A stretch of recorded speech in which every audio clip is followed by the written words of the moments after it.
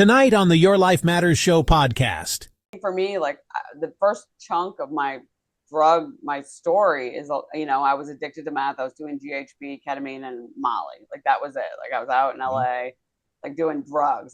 I never drank. Like I just never drank because I found a cocktail that worked for me. Right. Mm-hmm. And then I think that I didn't think that it would happen to me. I didn't think, so I would go to these AA meetings because in my town, that's just what there's a lot of. There's 100 meetings a day, massive sobriety, but a lot of it is AA. And I would go and I'd be like, these guys they've never had a SWAT raid. They haven't been in prison. They're not smoking meth. They're not doing I can't even relate. And so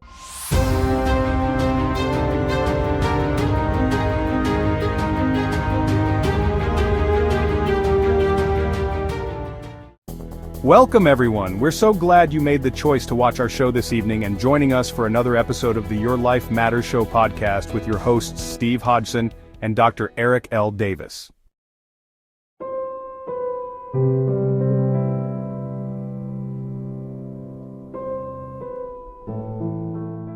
Recovery is often portrayed as a straight line. Hit bottom, get help, get sober, move on. But for many people, that's not how it works. Sometimes the drinking stops. Sometimes the drugs stop. And yet the anxiety remains. The exhaustion lingers. The body still feels like it's fighting a battle no one else can see. Tonight's conversation is about what happens after addiction, after rehab, after relapse, after long periods of sobriety, when life looks good on the outside, but something still isn't right on the inside. Our guest today is Samantha Lander. Samantha is a personal trainer, a functional diagnostic nutritionist, a business owner, a DJ, and a single mom. She's also someone who has battled addiction, spent time in prison, experienced relapse after 13 years sober, and refused to let her past define her future. She knows what it's like to chase relief, through substances, control, perfection, and overachievement. And she knows what it's like to realize that true healing requires more than willpower. She now runs SeeFit Living, a local health and wellness company, sharing what she's learned along the way. She is trying to support others who may not know where to turn. In this episode, we talk openly about addiction as a mental health condition, the shame and silence surrounding relapse, why sobriety alone doesn't always restore mental or physical health, and how the gut, hormones, and nervous system play a role in emotional stability and recovery. This is not a story of perfection. It's a story of honesty, of accountability, of learning how to listen to your body and your mind when they're asking for help. If you're listening today and struggling, if you feel stuck, exhausted, or disconnected, know this: healing is possible, even when the path is messy. Once again, welcome to the Your Life Matters Show podcast. Here are your hosts. Well, howdy, and welcome to the Your Life Matters Show podcast.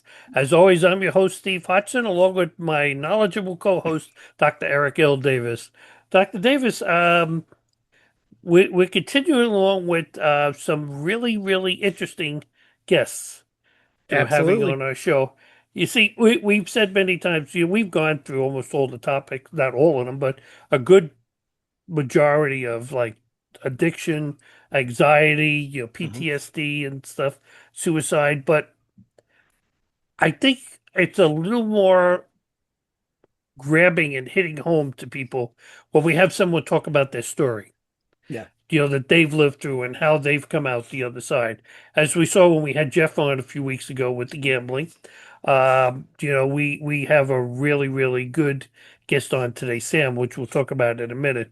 But all right, before we get into things and really start talking about things, sadly, there's still a huge stigma about seeking mental health assistance for something that's troubling you. Mm-hmm. Now, whether it's addiction, trauma, relationship issues, it happens to the best of us. Navigating that issue and finding recovery can be difficult to do alone. But at the same time, see, if you're afraid someone's going to see you getting help, you don't go for it. Okay, you're afraid that someone's going to see you walking, let's say, into Dr. Davis's office, and it's there we go, or a couple walking in and seeing Erin and say, you see, they got problems going on, and they don't go because the worst thing people in their head blows up. Oh, they know we have problems now. We just want to keep it amongst ourselves. Our friends don't even know we have problems. Now the whole world is going to find out. So I'm going to talk about our sponsor, Waypost Counseling. And not only we're going to talk about it because it's a great place to get help, you could do it online. So whether you're in California, like our guest is today, or whether you're in Florida or Indiana, wherever you are, you could do it from your living room. Okay, hopefully you got clothes on, when you're sitting there in front of the camera, but you can do it sitting in your own room in the privacy of your own home where no one's going to know except the two of you and your counselor. So give this message just a quick little listen. There are moments in life when you look around and think, how did I get here? The stress, the heartbreak, the habits you never meant to build, sometimes it all piles up until you don't even know where to start. But you don't have to find your way alone. At Waypost Counseling, you'll find people who genuinely listen. People who walk with you, not ahead of you. Founded by Dr. Eric L. Davis and therapist Erin Davis, Waypost was created for anyone who needs a safe place to breathe again. They offer support for individuals, couples, addiction, and those painful life transitions that shake your foundation. And now, with Jeff Gassior, a problem gambling peer support specialist, clients can connect with someone who's been there. Someone who understands the fight and the hope that comes after it. And maybe the hardest part isn't admitting you need help, it's figuring out how to start. That's why Waypost makes counselling accessible from anywhere. Whether you're sitting at your kitchen table, on your couch after a long day, or in a quiet corner where you finally feel safe, you can meet with a therapist face-to-face through secure online sessions. You don't have to fight traffic, rearrange your entire schedule, or force yourself into a waiting room when you're already overwhelmed. Help can meet you right where you are. There's something powerful about being able to speak your truth from the comfort of your own space. With Waypost's online counselling, distance is never a barrier. Whether you live across Indiana or on the other side of the country, you can connect with Dr. Davis, Erin, or Jeff in a private, compassionate, judgment-free environment. For many people, that first step feels less intimidating when it happens at home, and sometimes that makes all the difference.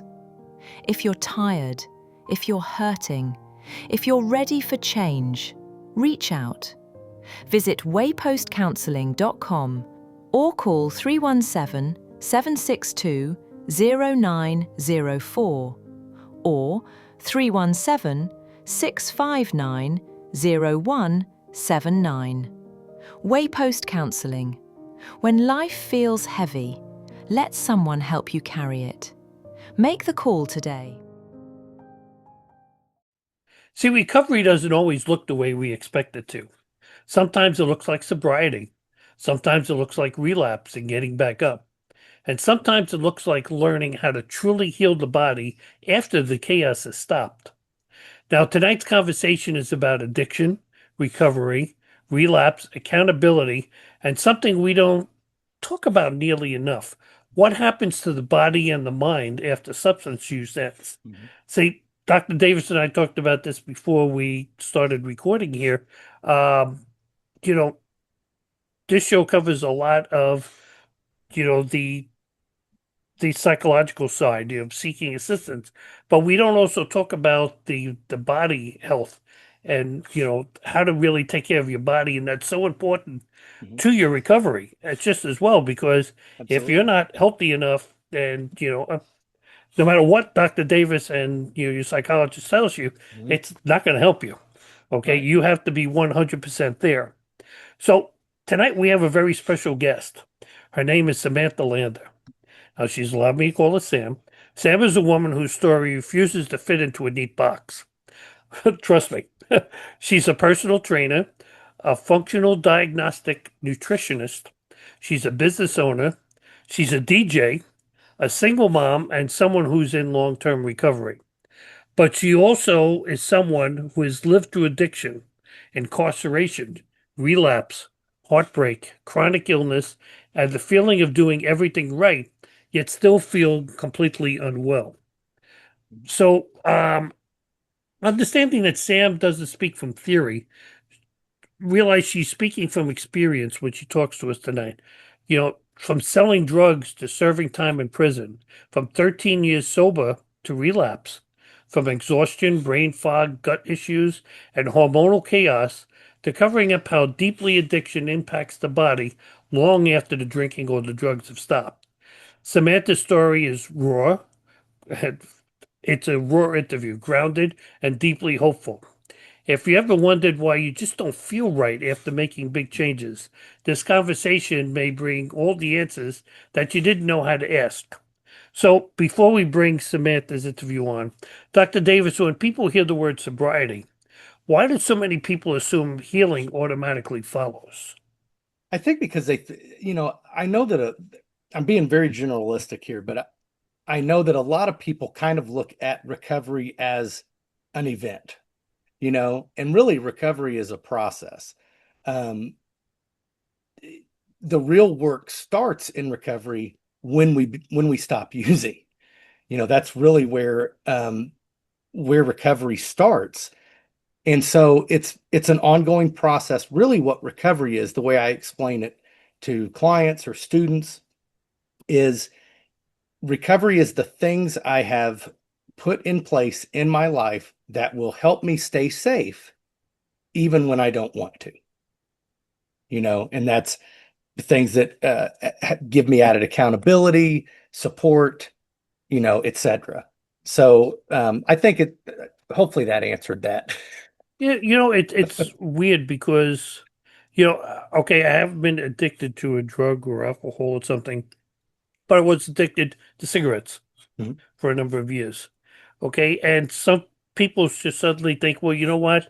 And you're only using it because I can relate to that. Once you stop, you're fine. You're not going to start smoking again. It took me a very long time to be able to see someone else have a cigarette in their mouth. As I'm sure it did with you, as a recovering Absolutely. alcoholic, to see someone having a drink. You say, but you stopped. Yeah, but I think I said this to you a few weeks ago, that there's not a time that passes that I'm driving on a highway. Okay, driving my car, singing along to music. People think I'm crazy, but okay. Singing along to music as we're going along, and I see somebody smoking a cigarette. In their car, maybe they hand out the window with the cigarette. And there's that flash, a second or two. Oh, yeah. There's, oh man, I really could have really enjoy a cigarette right now. Okay, and then of course it's like slap. Okay, what's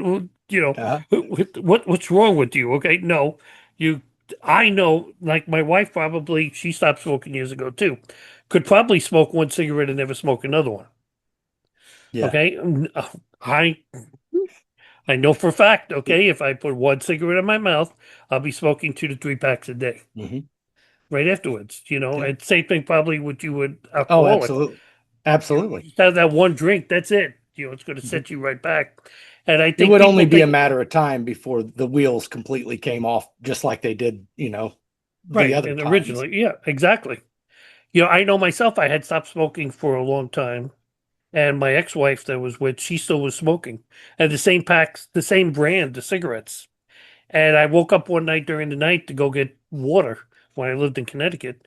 And I got myself a glass of water. And on the way back, now I was in a semi-sleep. Okay, I saw the pack of cigarettes there. Thought nothing of it. Sat down on my recliner, lit up a cigarette, and smoked the entire cigarette. Okay, and as I was putting it out, I guess I probably woke up enough and the hell did I just do? Okay, it was it. I was right back again, and I mean, it was, when it's like any kind of a drug or it's something, like when you stop doing it, that first week or two is like, you don't want to be around that person, okay? Where they're going through withdrawals and, their body wants either the alcohol, the nicotine, whatever it is. And I didn't want to go through that again. And I was already a nasty person the first time I went through it. I didn't want to become that person the second time, and yet I had to. And Mhm. knock on wood, it's been years. Now I can sit next to you if you're smoking a cigarette. I can sit right next to you. But Yeah. I've learned in my head to turn it around to look at it from a psychology point of view. How can that person let that little thing control their mind? And knowing that it's bad, and knowing what they're doing to their lungs and everything else, the throat, and that's how I look at it. Yeah. Not as, oh my God, there's somebody with a cigarette there next to, smells good. Yeah. When you sit there, I can do that, but I know, as I say, that when you stop, it does not automatically heal itself. Mhm. Like you say, it's a process that goes on and on and on. You're always, I could say to you, you're an alcoholic. Mhm. You're Yeah. not a former alcoholic. You're an alcoholic. I'm an alcoholic. I'm Yeah, I'm in recovery, but I'm an alcoholic. right, You know? exactly. And I think people don't understand that. So, from your perspective, why is it important to talk about relapse openly instead of treating it like a failure? Because it feels like a failure. I think anybody in recovery would agree that when a person relapses, they feel like it's a failure. But there are, even like in the Narcotics Anonymous basic text, there's a chapter called Recovery and Relapse. And, it talks about, um, it doesn't have to be a failure depending on what you do with that experience. So, basically what it tells you to do is, if my recovery has been going great, and then I find myself in a situation and I end up having a relapse, if I use that as an example to change things for in the future, to protect myself from similar things or whatever, then that's not a failure at all. But people do internalize it as a failure, and I hate that, because here's the thing about relapse: it's not a requirement of recovery, and relapse is not the goal. Recovery is the goal, but relapse, does happen. It can happen. See, I think people they think other people are going to say, see, they're weak. Okay, Mhm.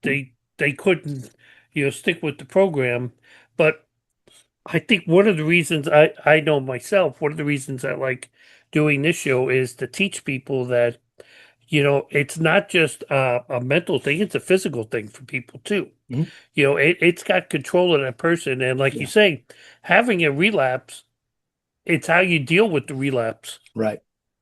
It is the thing. If you just say, well, hell with it, I relapse, I'm just going to go back and drink all the time and stuff, Right. and, I don't need help. Okay. Compared to, my God, I stumbled. Okay. Help me. Okay. Yeah. How do I What, move like past that? looking at, okay, well, usually if a person has a relapse, it's for one of two reasons. Or both. There's either something that should be a part of their recovery program that isn't, so something important is missing, or they've got things that are a part of their recovery program that shouldn't be there. So it's either missing something or something's there that shouldn't be. Typically, it's one of those two reasons. So if you look at the experience and then make modifications to the plan moving forward, that's would be a wonderful thing, you know. So clinically, what do you see happens when someone who's sober but still feels mentally or physically unwell? So what recovery literature teaches us to do is they talk about HALT, or halts, HALTS, or the relapse warning signs. And so what the recovery literature says is, if I find that I am feeling too hungry, angry, lonely, tired, or serious, I need to halt, what I'm doing, and I need to take a look at my recovery program, because the recovery program isn't just about staying stopped using. It's about staying stopped and feeling okay without it. That's really what it is. So, um, if a person is still, like, don't get me wrong, when a person enters recovery, it doesn't mean that any negative emotions or, like, are all going to go away, or, it can be really scary at first. And in the beginning, especially of recovery, it can be very challenging, because you're now facing things maybe, we were hiding from, or whatever. And then I'm also having to deal with it without substances numbing my feelings. Um, so that's what I would say is, recovery is about, it's a full person thing, body, mind, and spirit. I've always said that my body is an important part of my recovery. My mind is a very important part of my recovery, and my spirit is a very important part of my recovery. And a successful recovery program will address the needs of all those areas, you know?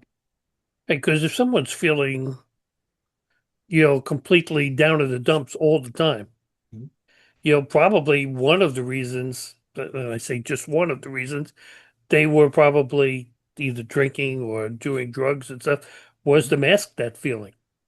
Yeah, So, absolutely. you can't let them continue to feel like that because, it's Dr. Phil always used to think the comorbidity and some, Yeah. there's you can take care of the addiction part, but you also have to take care of the mental health part, the physical part of it Yeah. too. And and that's really what today's show is a little about with our guest. So Yeah. before we bring Samantha on, what should listeners keep in mind as they hear Samantha's story today? I think a really important thing to keep in mind when listening to somebody's story is just remember that everyone's stories are different.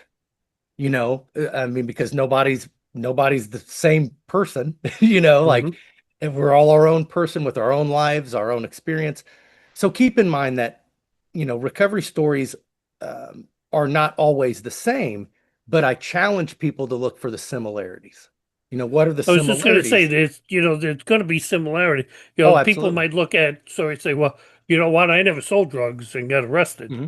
Yeah, Yeah. but you know what? You were taking drugs and Hmm. you were probably looking for money, any other way Absolutely. that you can for the drugs. So, Hmm. yeah, there are little pieces of every story and someone might actually see themselves, they may not got to that point yet where they have an addiction, but might be on the cusp of, Hmm. stepping into Yeah. that and might see themselves in a story like this. And that's one of the reasons why we present the stories that we do. Yeah. Hopefully, to spur something on into someone's mind that says, hey, wait a minute. It's Hmm. just about, whoa, wait a second now. And Yeah. understand that they might be the ones that's right there. And, I nothing personal, folks, but I don't want you to be the next guest on our show.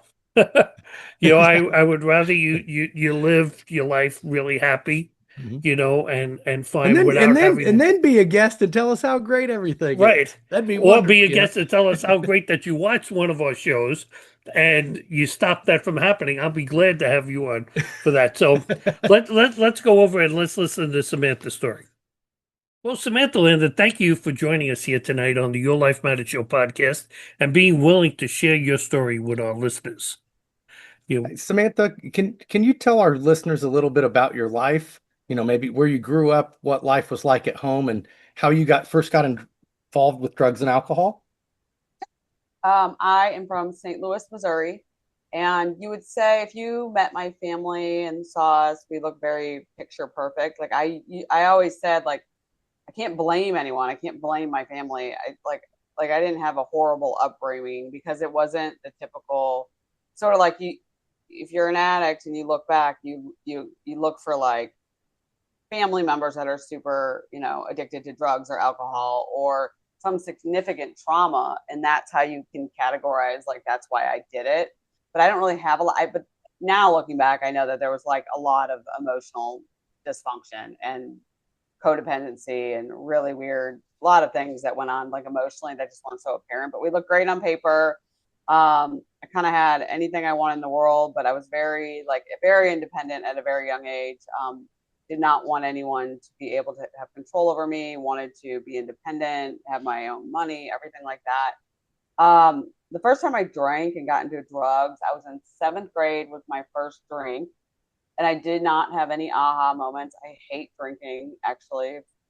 Like, you know, I do not enjoy it. I'm a blackout drinker, but I didn't have any other things that I could find that were like going to replace it. I smoked pot in 8th grade, got arrested the first time I did that. And then just really, I mean, I drank and dabbled in drugs quite a bit all through like 8th grade until I would say about junior year of high school. I stopped for a significant period of time, but that was kind of my first experience. It wasn't anything great. I just felt like doing drugs was like I don't know, it was like living life. Like that was what made life like really fun, and you're experiencing so much when really it's like, why don't you go travel and do all these things? But it could have been because I grew up with a lot of amazing experiences, so maybe I took it for granted. I don't know. So yeah. So when you look back now, what do you think you were really trying to was it just to be cool? Maybe that's a better way of putting it. Was it to be with the in crowd in school, or was there something that triggered you to want to do that? Well, I don't know that anything necessarily triggered me to want to do that. I know that I was pretty uncomfortable in my own skin. I know that middle school was really hard for me. Like I had a very hard time with friendships. I was sort of this chameleon. Like I was friends with everybody, but then friends with nobody. And like I don't know that I ever had like, you know, any real significant friend that I felt like I could trust through and through, that I would be still friends with today. Like I talk to my friends, he's like, I'm going to hang out with my high school girls. I'm like, I don't even know what that means. So I just didn't make a lot of connections that lasted, or I felt safe. And I don't know if that was me or it was just kind of how my school was.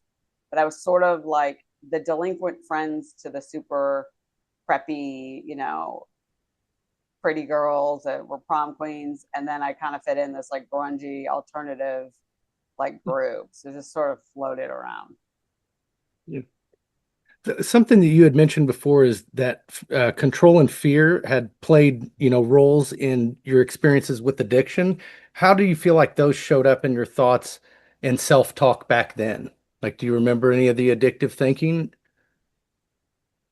Ooh.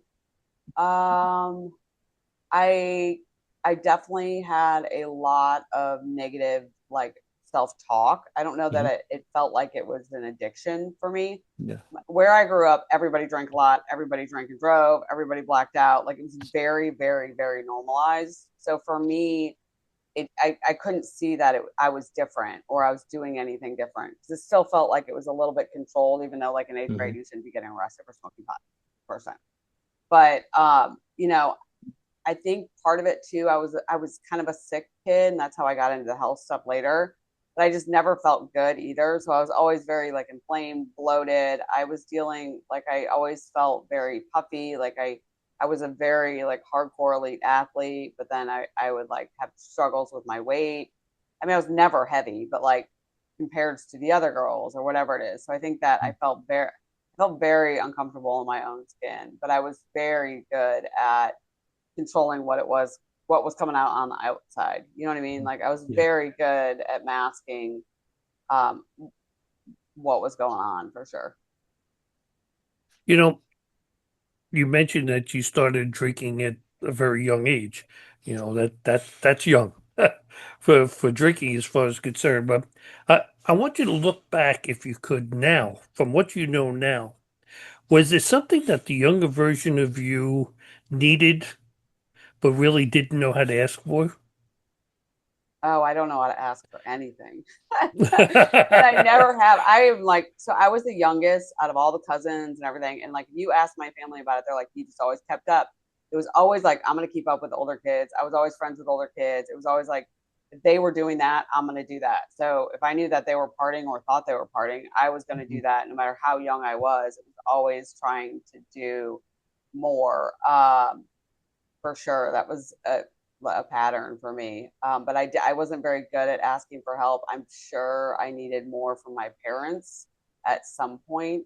My dad worked a lot, and my mom, I don't know. Later on down the road in high school, I definitely had a disconnect with my mom, and that caused a lot of emotional dysfunction, and that led to a lot of like me running away, me getting, drinking. Can I cuss? Me drinking, me doing all the things. So You mentioned that you had 13 years of sobriety before, relapsing mentally and emotionally. What do you feel like changed leading up to that moment? oh yeah. So I stopped going to meetings. So I'm a program girl, and I stopped going to meetings. I got married, and I started to go through. Was trying to have a baby, and I was dealing with like infertility stuff. And for me, someone who likes to control the outcomes or feel like their body's at least in control, I had zero control, and the obsessive compulsive part of me, I think it just triggered that. And so I just became very obsessed with that. It was very emotional. It was very draining. Um, I do not blame my ex. I would never blame him, but he had 30 something years sober and started drinking and smoking pot when I was trying to get pregnant. So I wasn't doing it, but I never said no. And that's the cunning and baffling part of addiction and the mental part is I never said no. And I know now looking back, I was just banking that. I was like, I'm going to have this kid if this works out, and then I'm going to, get fucked up. Like I can truly say like I'm pretty like, no, this is a hard no, you cannot do that. But he started, and I just could not wait. So it started, that's when I would say it started. And then as soon as I had my son, I was in a breastfeeding class, and a woman said to me that I was struggling with breastfeeding, and a woman said, you should just have a glass of wine. And as simple as that is, and as ridiculous as that is, and I know that I was really into drugs, and drinking was never my thing until later. That I know it's all the same, but that was it. I ran it by my parents. They were like, "Yeah, go for it, see if it works." Nobody said no because alcohol is so different, and it's mommy wine culture. And I did it, and that's when it started. Dr. Davis, how much of this sounds familiar to you for our listeners and even for Sam to know?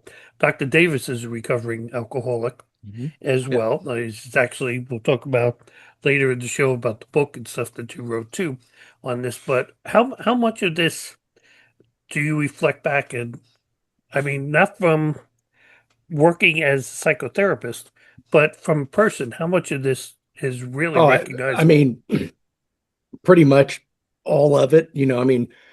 Everybody's story is different, but really like she was saying in meetings, there's way more similarities than differences, you know. And so, the thing she's saying, like, it's about we want to control how we feel. If I'm having a bad day, I know what a day with alcohol is Or like. not feel. Yeah, exactly. That's the other thing is we can use to hide from things. No, but I mean, honestly, that's everything she's saying is right on the money, so to speak. Yeah. Yeah, Well, that's no, a beautiful. Oh, go ahead. go ahead. That's the beautiful thing about going in a meeting. Like if you hear a speaker talking, Hmm. I mean, they might be 30 years older than you, a male, like never, and then, or younger, whatever it is, totally different. But then the story, like Hmm. there's so many similarities. You can't Yeah, walk away and be like, okay, I'm in the right place. yeah. See Especially on what an emotional level, Yeah. like that's really like, a lot of the things that she was talking about. Like I remember feeling that way, or just, like obviously I've never breastfed, you know what I mean? But like, that made total sense to me because, that she was talking about, well, yeah, there was some difficulty with this, and oh, that was a good suggestion. Well, hey, what about and it's like that was the opening of the door. Like, Just come takes, on in, the yeah. water's fine, and And for that's me, very common. yeah. Yeah. And I think for me, like the first chunk of my story is, I was addicted to meth. I was doing GHB, ketamine, and Molly. Like that was it. Like I was out in Mhm. LA, like doing drugs. I never drank. Like I just never drank. because I found a cocktail that worked for me. Right. Mhm. And then I think that I didn't think that it would happen to me. I didn't think so. I would go to these AA meetings because in my town, that's just what there's a lot of. There's 100 meetings Yeah. a day, massive sobriety, but a lot of it is AA. And I would go and I'd be like, these guys they've never had a SWAT raid. They haven't been in prison. They're not smoking meth. They're not doing like I can't even relate. And so I really didn't feel like I could relate, but I kept going because I know alcohol is a drug and whatever, vice versa. But I couldn't, I'd be like, you drank and drove with your child, like super judgy, like in the back Mhm. of my mind. And so I just sat there and I would go and my higher power is like, yeah, well, guess what, honey? Like, you are that person. And I mean, I was that person. I would drink and drive with my kid. All the things that I never in my right mind thought I would be doing. And then it got where I just couldn't stop. It was another level of addiction that was not like when I did drugs. Like with alcohol, I mean, I literally could not stop drinking every day, and it didn't matter. I was going to meetings, I was doing everything. I was telling people I need to go to treatment. I was literally like I felt like I was asking for help, and everyone's like, "You're fine. You did it before," and I'm like, "No, it's not working. Like I'm not okay." But You see, and that's the thing too. A lot of people, there's shame around relapse. oh yeah, Okay, for now sure. how did you work through that guilt and self-judgment after it happened to you?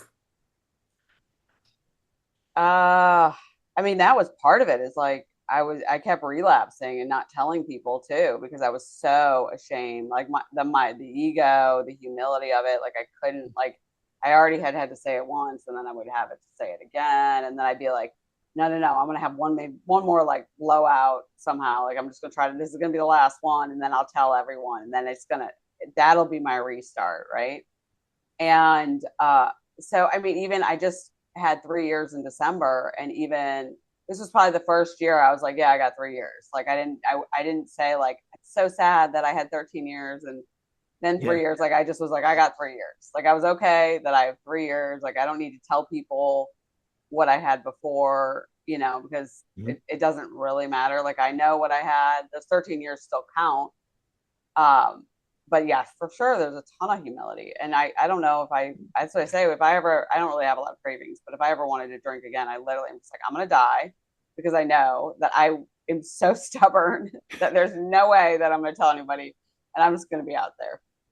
Like, I don't think there's any coming back for me, like for real, or at least I'm going to think that way. So for listeners who who have sobriety, and they think, well, that could never be me. What do you want them to understand about complacency and mental health? You mean the relapse could never be them? Sure, yeah. Right. Well, they're obviously not working some sort of program and like being honest with themselves. If they know they're an addict, it can happen to anybody. If you are around them and you're around the fellowship and around sober people, you will hear it enough that it could just happen because a penny drops the wrong way.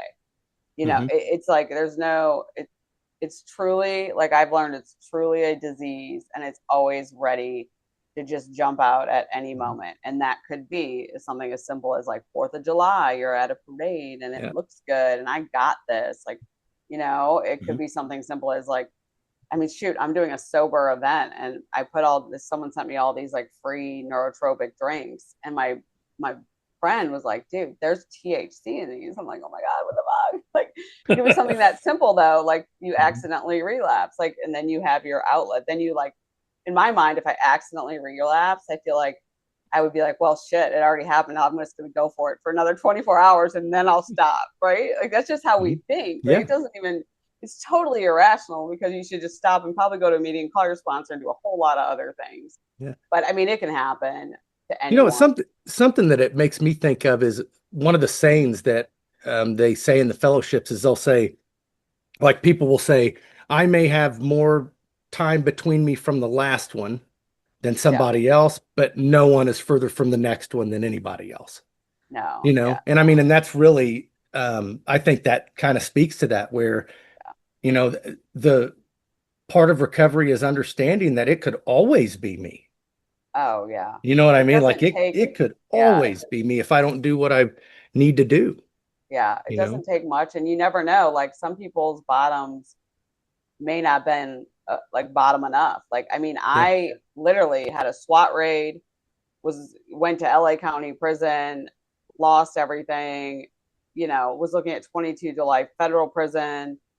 And I mean, I had the SWAT raid and I still had 7 months of just getting high in my apartment, like by myself. Like that didn't do it for me. Like I was Mhm. going to jail. Like I lost everything. Mhm. You don't just have SWAT raids, and that didn't stop me, and it takes what it takes, but yeah, it can happen anytime.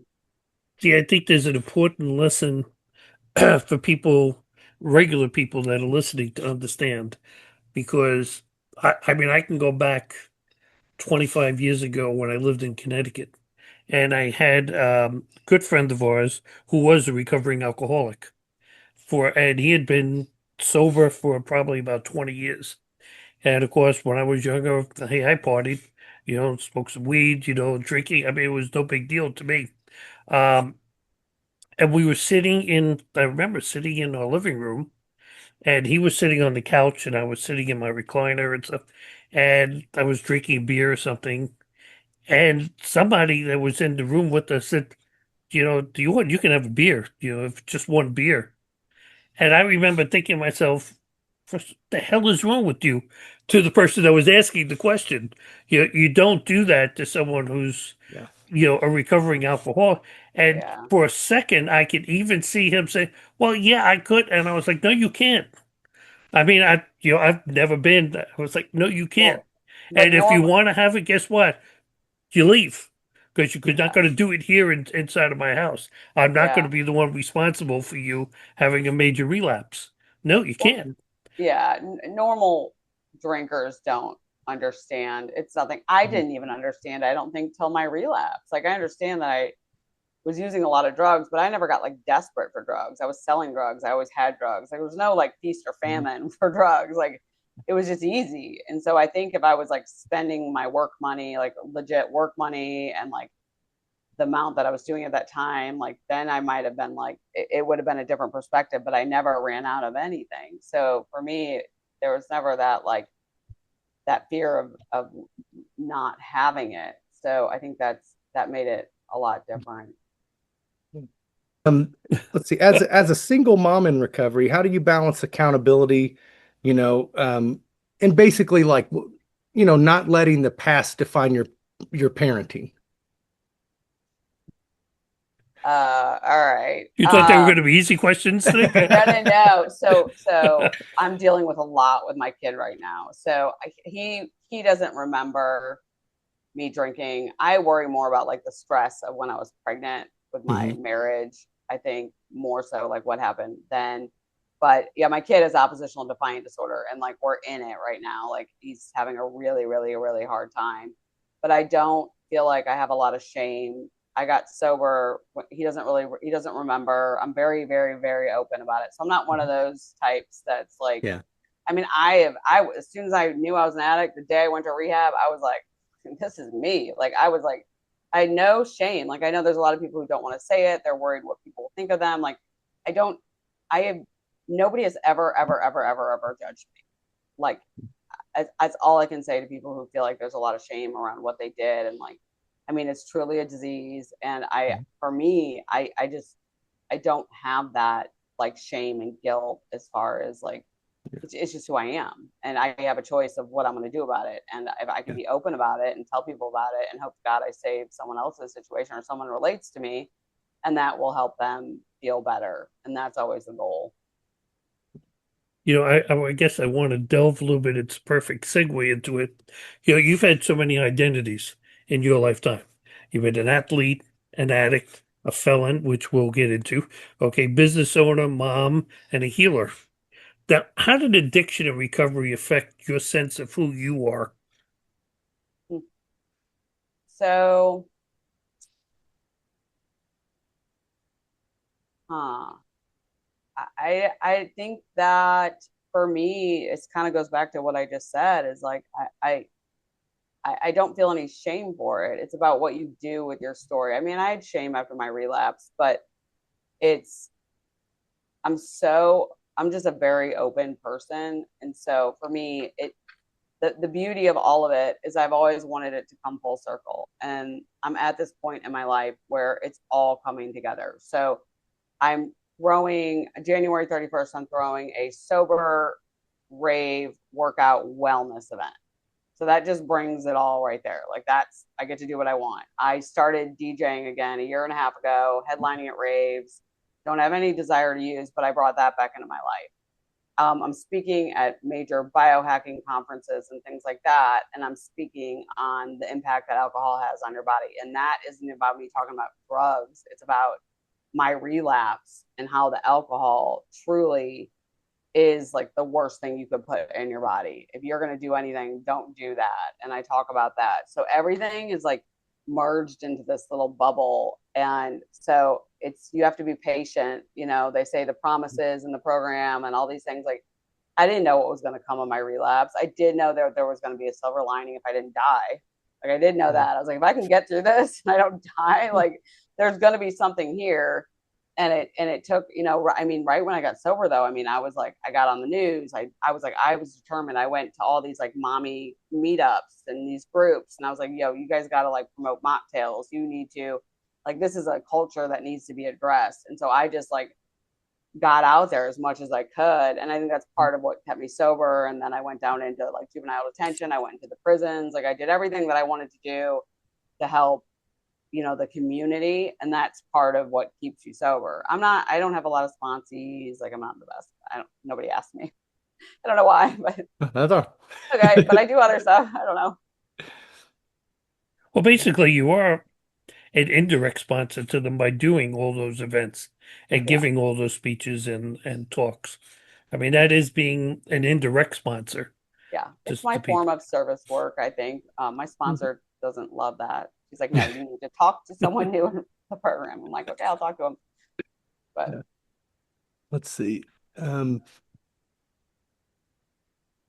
So after you got sober again, you mentioned that you hadn't felt well. How did that impact your mental health? Like, and even when doctors said, well, everything looks normal, like what was that rough for you? So when I first got sober, I ended up, I got out of prison, I became a personal trainer, and I was doing all the right things, but I was so sick, and it was like carried over from my childhood. Like, I've been sick. I've had stomach issues and things since 5th grade, I can remember, or sooner or earlier. And so for me, it was just like, it was a lot of that, trauma loops, like a lot of trauma loops, a lot of cycles, a lot of frustration, a lot of tears, a lot of depression, because I couldn't figure out what was wrong with my body. Like, I just felt like shit. Like, I didn't know. And I was doing what like Shape magazine said, like, eat less, work out more, and everything will be great. And it wasn't. And, things cross your path. And I was lucky that I was at a health conference and someone mentioned doing like these functional lab tests. And that was my gift that I got then. And then I had a taste of like what feeling good was like. I remember I would just pray for a good day. I just want a good day. I just want to feel good for one day, and then it became 2 days, and eventually it was, some more days. And then it started to get bad again, obviously when I relapsed on alcohol. And then after, it was like, oh my God, I'm like doing this again. But, today I feel better than I've ever felt in my entire life. But peptides, I think, are just the future of everything. So that would be they make you walk on water. They're pretty beautiful.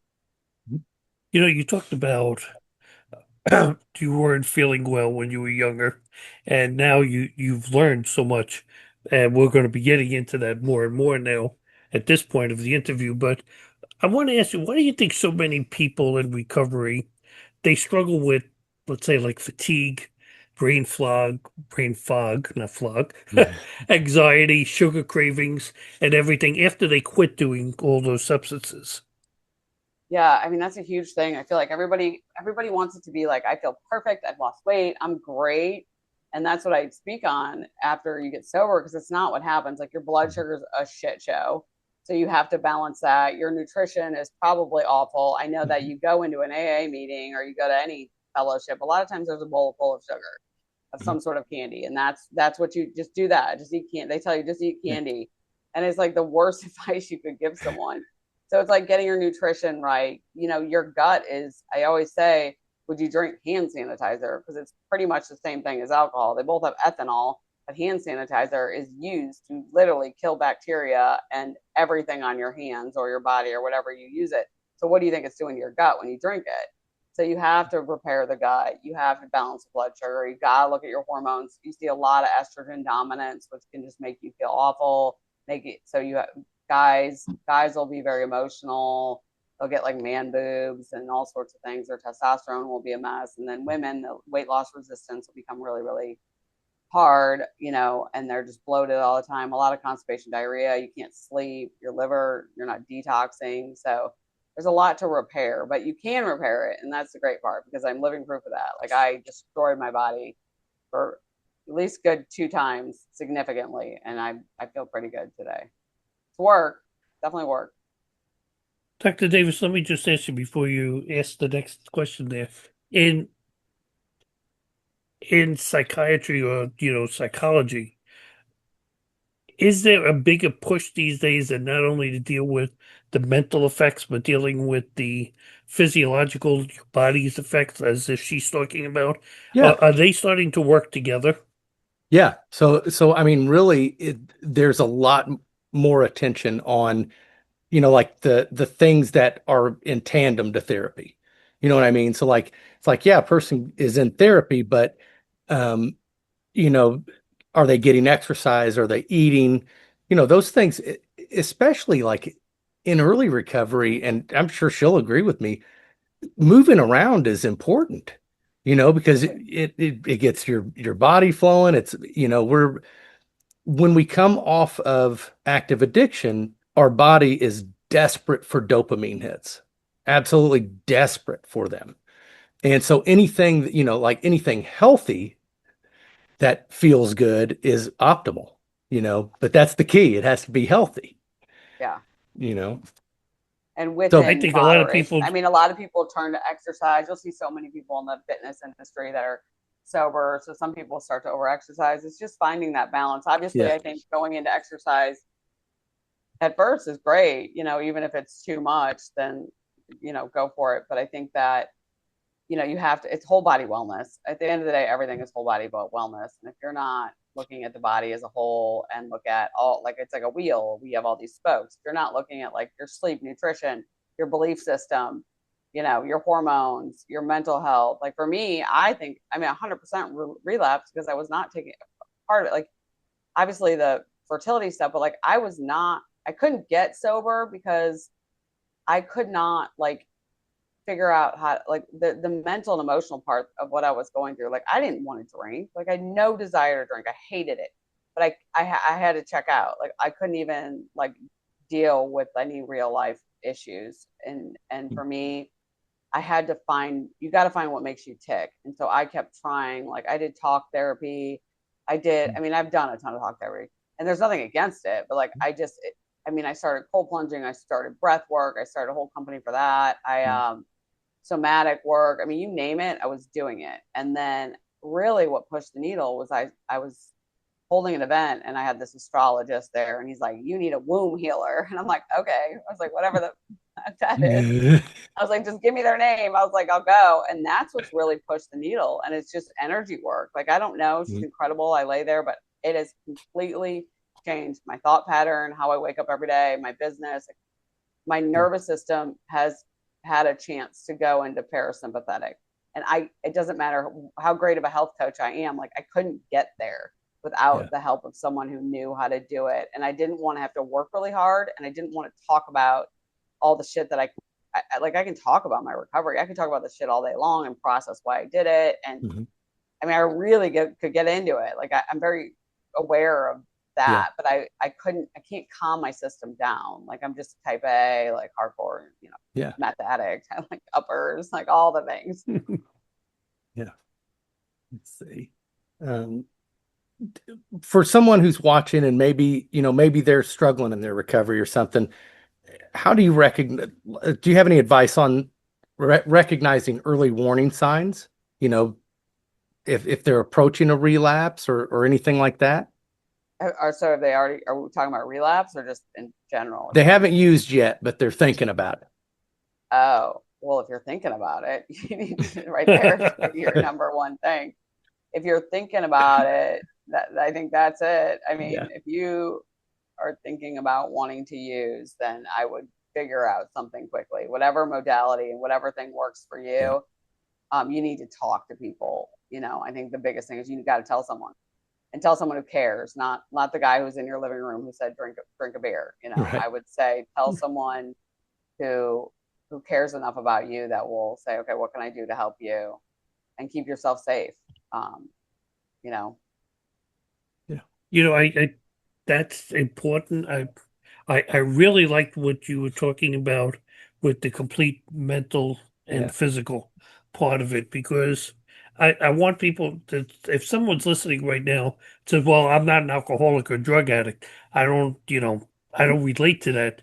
If you get diabetes, or like mine with restrictive lung disease, it's all the same thing. You can't just take your meds. Like a diabetic can't just, okay, I'm just going to watch what I eat. I'm just not going to eat. Yeah. No, there's other stuff. You still got to exercise. You still have to take care of your body. And all of that together is what's going to help you, not just following, okay, Right. read A, B, C, and D. That's just not going to do it. There's a whole, your body is really good at healing itself, but you got to understand how it heals itself. Yeah, there's And no real. Oh, go ahead. yeah, no, there is no like roadmap that just says you just do A, B, C, and D. You got to understand what your body's saying to you and how to fix your body. And that's Yeah. a whole picture, like you said, like Reiki and all that stuff. That's all part of I believe it's all part of the equation. I mean, that's your medicine. If you want to look at it as a medicine, I mean, I mean, that's your form of medicine. There's a lot of free medicine. There's a lot of free wellness. There's a lot of things you can do. So when people start saying, well, I don't have money to go to counseling and do all that, like there's so much stuff you can do. Mm-hmm. I mean, you can get out and put your feet in the grass. You can look at the sun. You can, drink cleaner water. You go, whatever you got to do. But I think for me, I think one of the, and I see a lot is really like that emotional piece is so important. I mean, that's part of why I relapsed. I mean, if you aren't tapping into the mental and emotional, because you probably started drinking whenever you did because there was something mentally going on. Like I like to party, so I don't know. Like I can't say there was like something super mental, but in the beginning, but like eventually there was, and you just got to find what makes you tick, and that's going to be your medicine, and always have that going. And you'll know, like if you do it consistently and you feel better, and then you stop for a week or two, then you're probably going to feel a little punchy. I think I do. I think I know the answer to this question, but I'm going to ask it anyway because I don't want to move too further along here without asking the question. How did you go from taking drugs to selling them?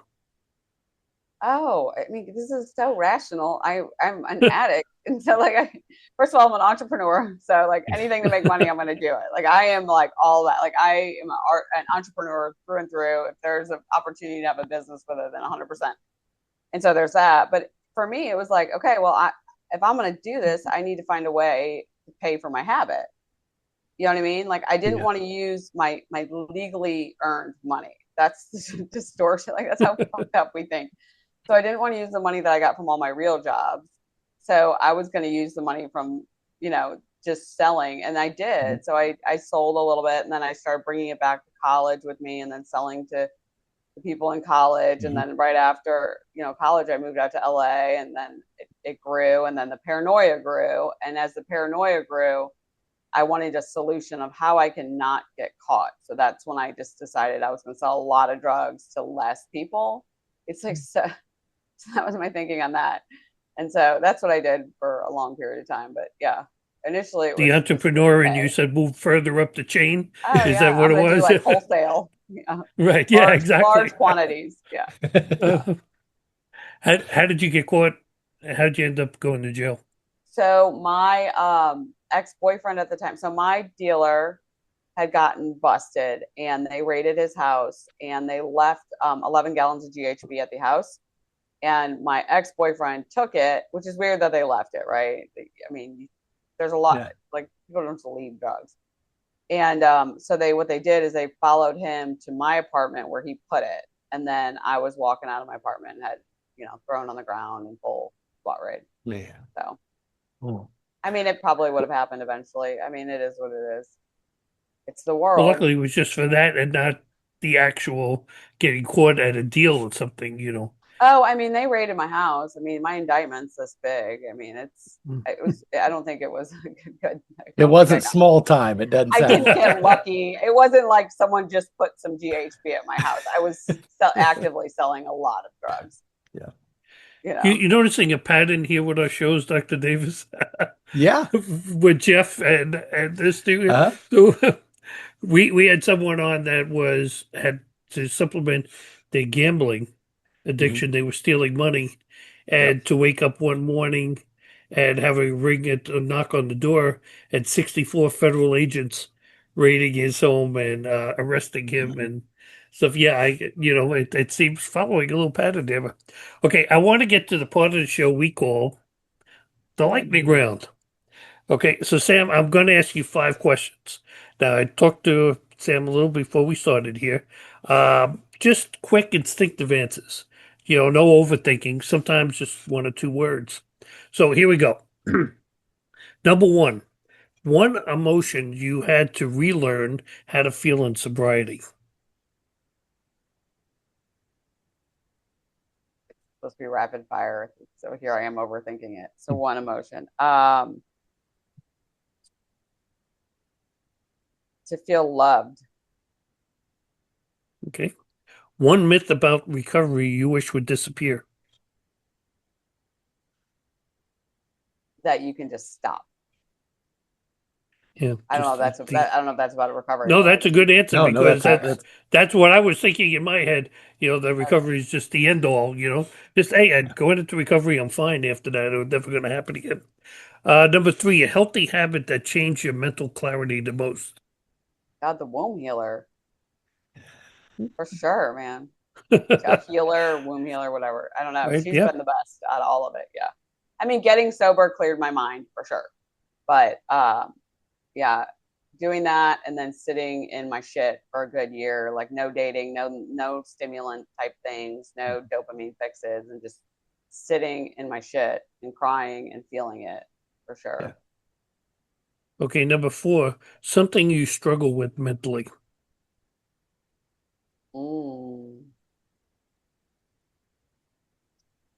Well, understanding my son would be one, but I don't know if that really pertains. But no, it does. Okay. Yeah. I mean, yeah. Yeah. Okay, and number 5, one sentence you'd say to someone who's at rock bottom right now. Go to a fucking meeting. Yeah, that is awesome because that is awesome. I was just thinking that the other day because one of my buddies always said that. It'd be like, well, what's the answer to this? And that was always a solution. Was I don't know. Like, just go be around people who are sober. Can you take a few moments and talk to our listeners about your business, SeeFit Living?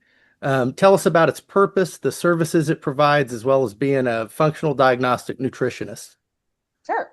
So I help I have a lot of women, but I actually sort of growing, but I help all sorts of people in recovery or not in recovery optimize their health. So if you're just feeling very stuck, like weight loss resistance, brain fog, any autoimmune conditions, bloating, constipation, diarrhea, like you just feel like symptoms are your body's way of telling you something. So if you have a lot of symptoms and you're getting pushed away by the doctors, your labs, you're told you're fine, everything's good, and in your gut and your heart of hearts that something is not fine, I kind of come in at that point. And that's where I will run these really specialty functional labs. So I'll do food sensitivity testing. I'll do GI panels. I'll do hormone panels. We'll do customized supplement protocols. Everything's very tailored to you, very customized to everything in your life, whether you're a busy mom or entrepreneur or just a retired person. So we customize everything. I do a lot of peptide protocols integrated with my protocols at this point. I listen. So my intake, I do a free clarity call. And so my intake is, 45 minutes to an hour where we talk about from the day you were born to what's going on now. And I listen and I just pick up on different things that are going to have an impact on your health today that you may not see, or a doctor may not ask because they don't have the time to sit and ask all these questions with their patients. So we really do a comprehensive program, and then we kind of build from there. It's a long term, like I work with people long term, but we really overhaul everything. So that's what I do. If someone's watching and they're interested in learning more about, like, do you have a website they can go to? Yeah. It's SeeFit Living, so SEE and then fit FIT and then living.com, and then they can just book a clarity call, or it's SeeFit Living on Instagram. You can DM me. Lots of content and educational stuff on there too. And the link for those that are listening will be in the description of this video as well. So if you didn't get that, just go look in the link there and you'll find the links to her. And people can, use your services. I just want to make sure people understand no matter where they live. Yeah, it's telehealth. Yeah, I'm all over. Yeah. I'm worldwide, actually. So. Right. It's not something that, it's the same thing with like Waypost counseling that we talk about. Now one of the great things is that you don't have to actually physically go into an office anymore. With the internet, you can do it anywhere in the world if you wanted to. Yeah. Yep. So that's fantastic. Yeah. Now, Samantha, you've been through divorce, prison, infertility, mold toxicity. We didn't even go into some of this hormone imbalances, but we did do drug addiction as well as a lifetime of trauma. And I love the fact that you're saying you're not a victim of your past and you have no regrets. What you do say to someone who is listening right now and has trauma and addiction and experienced some clarity and is seeking help is that, like you said, go to a meeting. Okay, I'm going to clean it up, but go to a meeting. But I like what she said a lot better, actually, because it's really straightforward to the point. She's saying it the way we say it in the fellowships. Yeah. Right, exactly. But basically, she's saying it the way most of us would say it, whether we're in the street, we're just out on the internet. You got to take care of yourself. You got to take care of your body, your whole body, and you got to seek help. I think the biggest sin, and one of the reasons we always say that we do the show, is that there are many people thinking that they can't get help. Yeah. And if the show reaches out and helps just one person each episode, then it's worth it. And that's basically what you're saying. You're going out, you're teaching these lectures, and you're talking to all these groups of people, and you're trying to reach that one person. Because in a group of, let's say, if you speak in front of 200 people. I did a talk, and I did a whole, this was just like a storytelling thing on my story. And I had everybody who'd been impacted or struggling with addiction stand up, and the whole room stood up. So this is not, you just have to normalize. Like, I think the more I can just be like, yeah, I'm an addict. Like, it's not like that.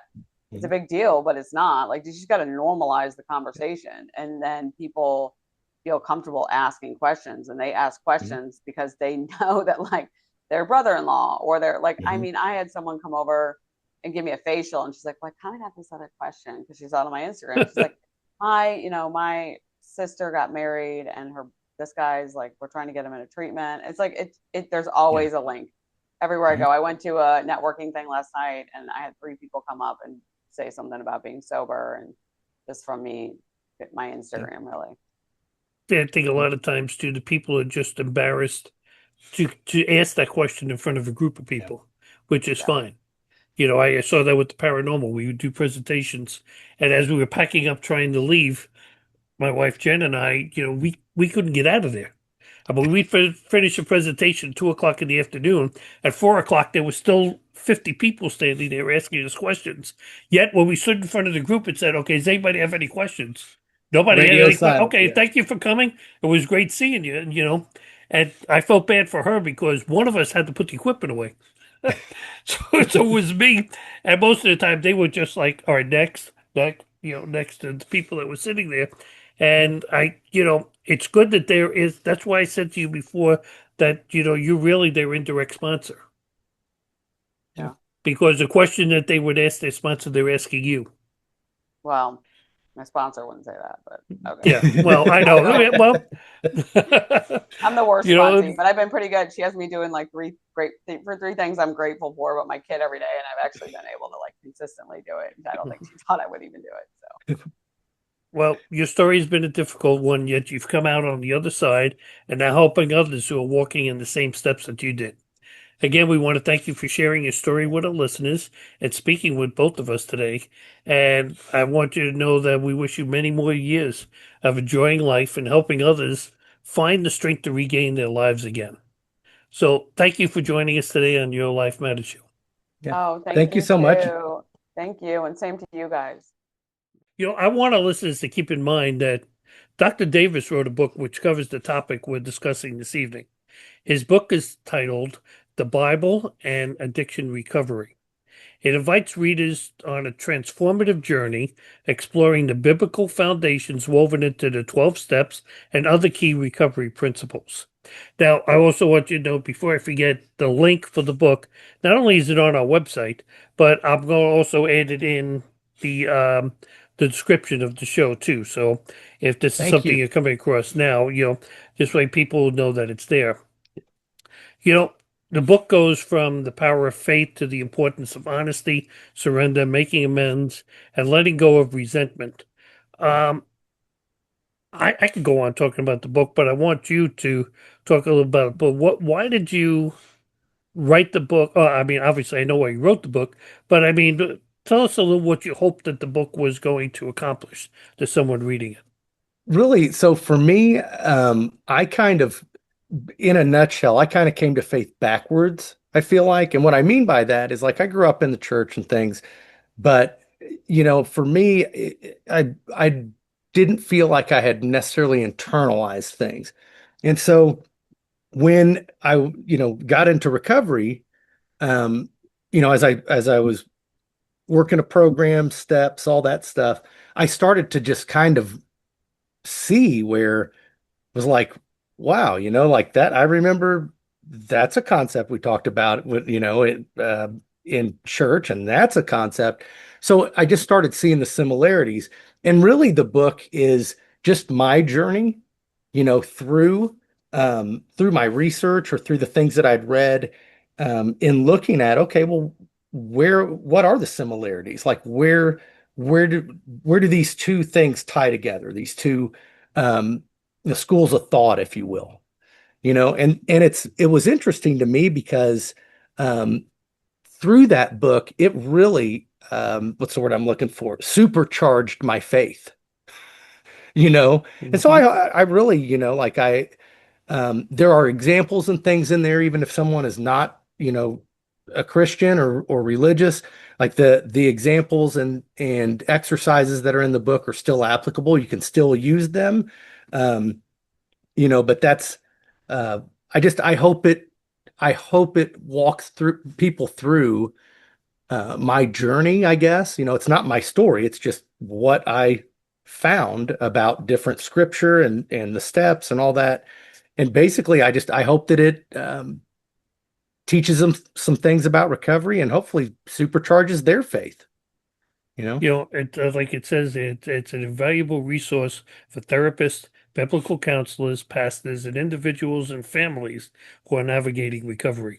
Yeah. So, I'm not pushing it because it's Dr. Davis that's in here, but it actually fits right into our stories today. So, Yeah. Now, listen, before we wrap up this episode, Dr. Davis, is there something you'd like to add to all that's been said and any of your own advice for people who are struggling with addiction? If you are struggling with addiction, please understand that there is hope, no matter where you are at. I don't care if you're in if you're in the United States or another country or what state you're in or any of that. If you are not sure what to do or how to move forward and you want help, call me, call Waypost Counseling. I will help you. That's really what it's all about. Just know that you're not alone. Addiction is a very real thing. It can have absolutely catastrophic effects in our lives, but it is one of the only illnesses that we can have that we can actively choose on a daily basis to keep at bay. And I always think this is just I'll leave with this thought. I always think of someone in a wheelchair, who can't walk or something, and if there was a physician out there that said, okay, now look, I can't completely change this, but what I can do is I can teach you some things to do where you'll be able to walk a day at a time. And I always think, oh man, I would be busting the door, like if I would have been busting the door down to walk. But yet in recovery, it's, I don't know if I'm going to do that stuff to make you know what I mean? Like, it's like all of a sudden I had all these scruples about, so I just hope that people understand that addiction does not have to be a death sentence. It does not define who we are.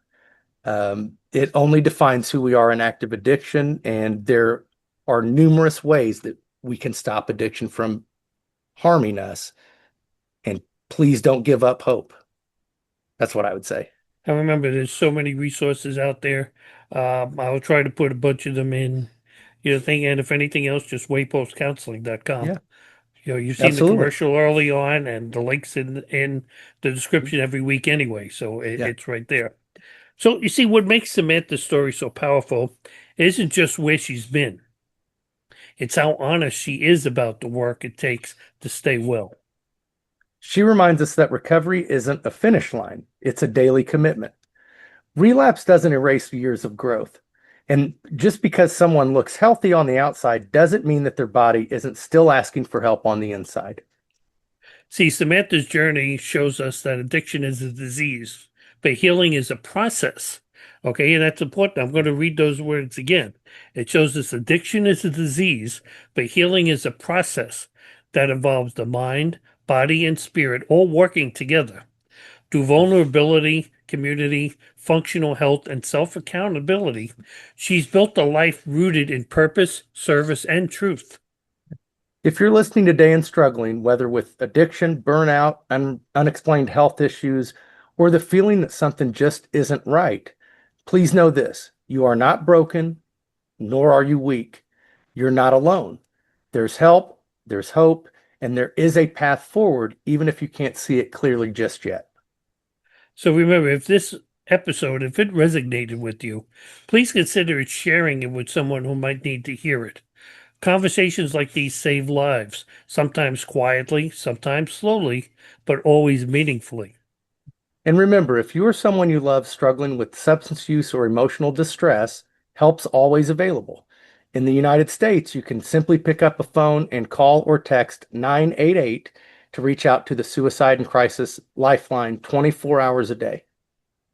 So listen, guys, if you enjoyed tonight's episode, please hit the like button and subscribe to our channel. It really, really helps us. Trust me, we're getting some episodes like 22,000 people, but we're only seeing 5,000 or 6,000 subscribers. So a lot of people are watching it and they're just not hitting that subscribe button. If you could share this episode to someone you feel might need to hear this episode, that's going to help us too. But more importantly, it's going to help them. Okay, think about that. You don't even have to say what. Say, hey, I was watching this episode. This is like, a really cool story. You need to watch this. And hopefully they might pick themselves out of the episode and be able to get help. Also, we haven't talked about, and I don't even think I talked to Dr. Davis about, we have an updated website, a brand new design at yourlifematterspodcast.com. Okay, you can learn more about Dr. Davis and myself, as well as purchase some of the official merchandise. I can't get it to show. There we go. Well, there we go. It's black, so I'm sorry, folks. It's going They're nice mugs. They're legit mugs, I promise. I use this mug all the time, and it fits great in your little car holder in your car too. They always fit too.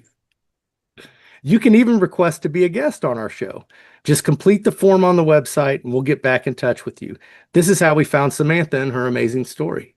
Yeah, Samantha actually submitted her story to us, and we reviewed it, and it was definitely something we thought should be shared with the world. So again, folks, thank you for being with us here this evening.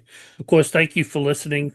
And remember, Your life matters. God bless you. We hope to see you again next week. Thanks. Thank you for joining us for this week's new episode of the Your Life Matters Show podcast. Please be sure to join us again next Thursday for another great episode with your hosts, Steve Hodgson and psychotherapist Dr. Eric L. Davis. Please remember to subscribe to our channel if you have not already done so, and hit the like button and leave a comment. Your help with this helps us reach a wider audience that may need our help.